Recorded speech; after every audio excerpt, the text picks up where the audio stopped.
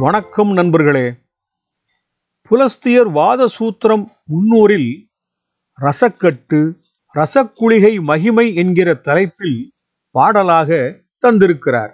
ரசக்குளிகை பற்றி பல பதிவுகளை பார்த்திருக்கலாம். எல்லோருமே பாதரச குளிகை தயார் செய்வதையும் சாரணை செய்து பலம் கூட்டுவதையும் கூட சொல்லியிருக்கலாம். இந்த பதிவில் ரசக்குளிகை எப்படி குளிகையாக கிடைக்கிறது, குளிகையாக்கினதை எப்படி வீரியமாக்குறது என்பதையும், அந்த பாதரச குளிகையால் என்னவெல்லாம் செய்ய முடியும், வானத்திலே கவுனமார்க்கமாக எப்படி போகிறது, எப்படி போக முடியும் என்பதையும், என்னென்ன சாதிக்கலாம் என்பதையும் எளிதாக விளக்கமாக தெரிஞ்சுக்கிற மாதிரி புலஸ்தியர் ஐயா சொல்லியிருக்கிறார். பாடலை பார்த்துட்டு வரலாமா? கேளு நீ விராலி இலை தண்ணிலிட்டால் கெடியாகச் சாறு வரும் கண்டுகொள்ளு. துருசு சுண்ணம்னு ஒன்று இருக்குது. இந்த சுண்ணத்துல விராலி இலைய போட்டா அந்த இலையிலிருந்து சாரா வடியுமா. அந்த அளவுக்கு துருசு சுண்ணத்தோட தன்மை இருக்குதுன்னு தெரிஞ்சுக்கலாம். ஒரு மண் சட்டியையோ இல்ல மண் மூசையையோ எடுத்துட்டு துருசு சுண்ணத்தை அதுக்குள்ள போட்டு நெருப்பு வச்சு சூடாக்கும் போது துருசு சூடாகி நிக்கிற சமயத்துல சூதம்ங்கிற பாதரசத்தை அந்த துருசு இருக்கிற பாத்திரத்துக்குள்ள போட்டா அந்த துருசும் பாதரசமும் சேர்ந்து பாதரசம் கட்டி போகும். அது மட்டும் இல்ல, துருசுக்கு எல்லா உலோகங்களையும் கட்டியாக்குற குணம் இருக்குது. அதனால பாதரசத்தையும் கட்டியாக்கிடுச்சு. அப்படி கட்டியான பாதரசத்தை எடுத்து உருட்டி சிறு உருண்டையா செய்து வச்சுக்கிடணும்னோ, அந்த பாதரச உருண்டை நல்லா இறுகி கிடைக்கிறதுக்கு ஒரு பக்குவம் இருக்குது. அத சொல்கிறேன் கேளுப்பான்னு சொல்லிட்டு, பண்பாக கருவெனும் மூமத்தங்காயிர் பதிவாக உள் வைத்து புடத்தை போடு. பாதரசத்தை உருண்டையா எடுத்தாச்சு. அந்த உருண்டைய இன்னும் கடினமாக்குறதுக்கு வழி என்னதுன்னா, கரு ஊமத்தங்காயை எடுத்து அத லேசா கீறி விட்டு அந்த கீர்ன இடத்துல பாதரச உருண்டைய வச்சுட்டு காடை புடம் போடணும்னு சொல்றார். கருவூமத்தங்காய் கிராமங்கள்லையும் நகரங்கள்லையும் வெட்ட வெளிகள்லையும் வயல்வெளிகள்லையும் கூட வளர்ந்து கிடக்கும். அந்த கருவூமத்தங்காய பிடுங்கி அதுல லேசா ஒரு கீறு கீறி பாதரச உருண்டைய உள்ள வச்சுட்டு அந்த ஊமத்தங்காய ஒரு 3 எருவாட்டி மேல வச்சு அந்த ஊமத்தங்காய்க்கு மேலேயும் ஒரு 4 எருவாட்டிகளை வச்சு நெருப்ப மூட்டி கொளுத்தி விடணும். இதுல காடை புடம்ங்கிறது இந்த எருவாட்டி எல்லாம் அடுக்கிறப்போ ஒரு காடை குஞ்சு நின்னுதுன்னா எவ்வளவு உயரம் இருக்குமோ அந்த உயரத்துக்கு எருவாட்டிகளை அடுக்கி புடம் போட்டு எடுக்கிறதான் காடை புடம்னு சொல்றது. அப்படி இந்த காடை புடத்தை 100 தடவை புடம் போடணும்னு சொல்றார். அதாவது இன்னொரு ஊமத்தங்காயையும் எடுத்து அதுலயும் லேசா கீறிட்டு முதல்ல எடுத்த அதே பாதரச உருண்டைய மறுபடியும் அந்த ஊமத்தங்காய்க்குள்ள வச்சுட்டு எருவாட்டிய அடுக்கி மறுபடியும் நெருப்ப மூட்டி காடை புடம் போடணுங்கிறார். அப்படி இந்த ஊமத்தங்காய்க்குள்ள பாதரச உருண்டைய வச்சு பல முறை புடம் போட்டு எடுக்கணும். அப்படி பல முறை புடம் போட்டு எடுத்த பாதரச உருண்டை நல்லா இறுகி கிடைக்குமா. 100 புடம் அப்படிங்கிறது நிறைய முறை புடம் போடுறதுன்னு கூட எடுத்துக்கலாம். அப்படி புடம் போட்டு எடுத்த அந்த பாதரச குளிகை நல்லா வெள்ளை விளையர்னு நிறம் மாறி கிடைக்கும். அந்த பாதரச குளிகைய வாயில போட்டா கீதம் வரும். அதாவது வாயுக்குள்ள போட்டா ஒரு சத்தம் அதிர்வு மாதிரி வரும்னு சொல்றார். அந்த அதிர்வு கீதம் மாதிரி நமக்கு கேட்கும். இப்படி ரசகுளிகைய நீங்க வாங்குறப்போ பரிசோதனை செஞ்சு பார்த்துட்டு தான் பாதரச குளிகைய தேர்ந்தெடுக்கணும். அடுத்ததா தான் என்ற குளிகைதனை வைத்துக் கொண்டு தாஷ்டிகமாய் கவுனவெளி சுருக்கிலோடும் கருவூமத்தங்காய்க்குள்ள வச்சு பல முறை காடைப்புடம் போட்டு எடுத்த பாதரச உருண்டை நல்லா இறுகி அதுக்கு ஒரு சக்தி வந்திருக்குமா. அந்த பாதரச குளிகைய வாயில போட்டா அப்படியே அதிர்ந்து ஒரு சத்தம் கீதம் மாதிரி கேட்கும்.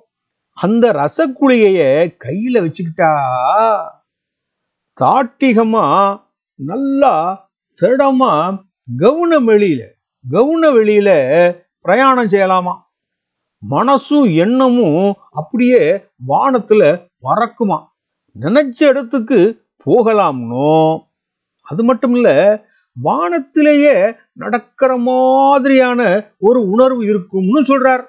ரசக்குளிகைய கையில வச்சுக்கிட்டாலே இந்த மாதிரி இருக்குதுன்னா அந்த ரசக்குளிகைய நல்லா பால் கறந்துகிட்டு இருக்கிற பசுமாட்டோட முதுகுக்கு மேல வச்சா மாயம் பண்ண மாதிரி பாலே கறக்காதுன்னு சொல்றார்.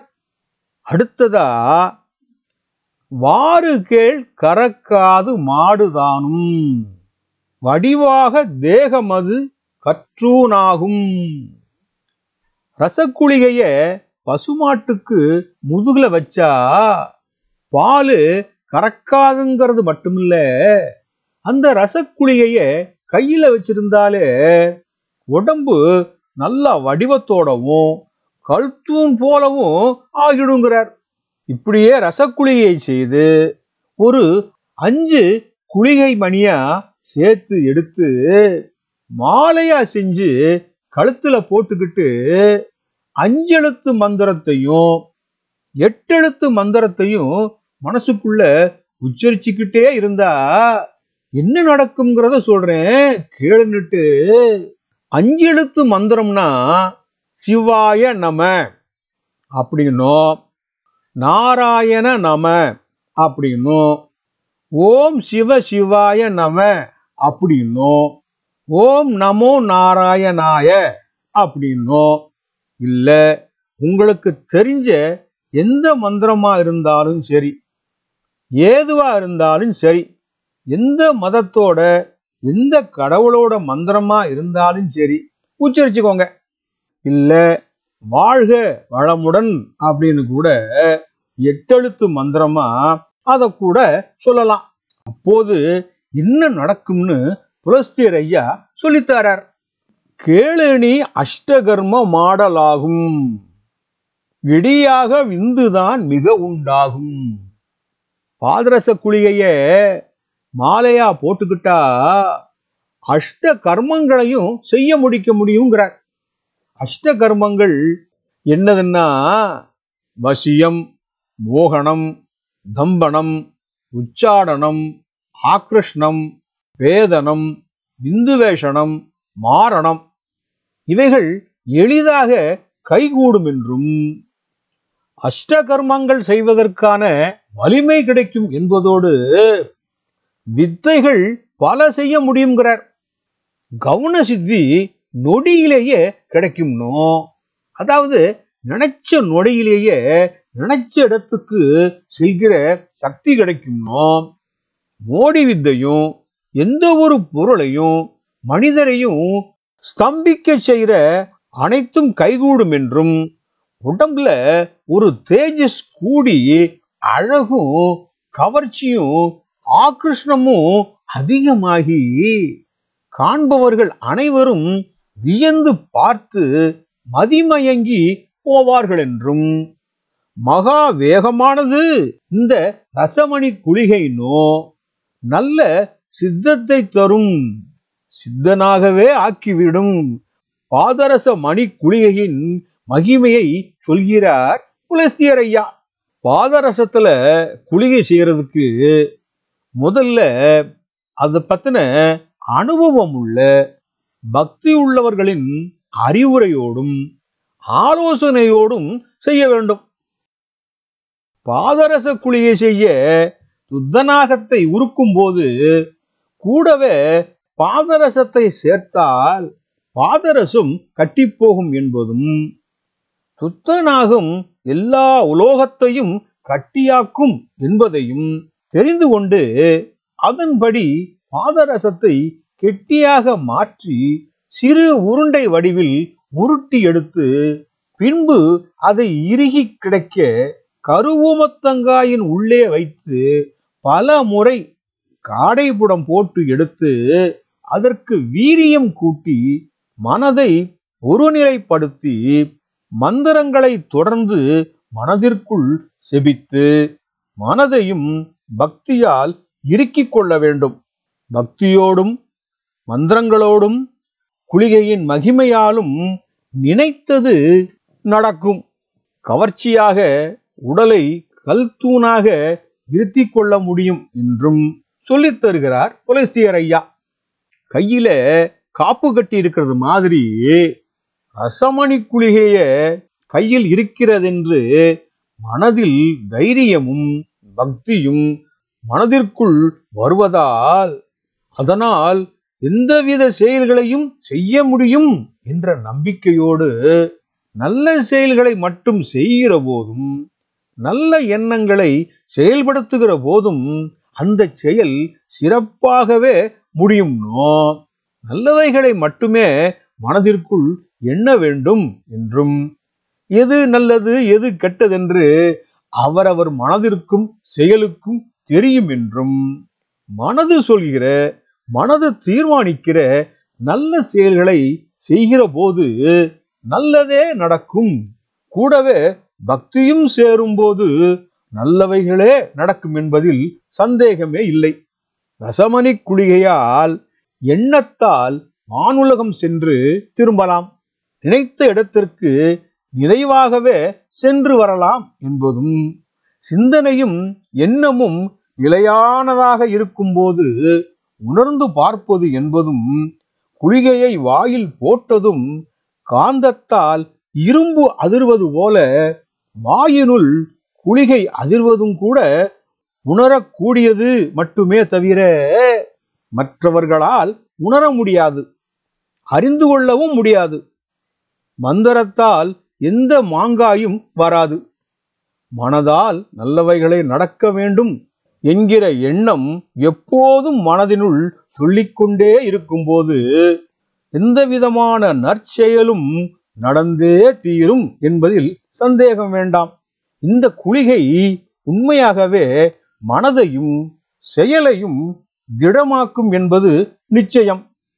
மனதை திடப்படுத்துவதும் சாத்தியமே. புலஸ்தியர் ஐயா சொல்லித் தந்தது நல்ல விஷயம்தானே. பதிவை பார்த்தவர்களுக்கும் பகிர்ந்தவர்களுக்கும் கோடானு கோடி நன்றிகள்.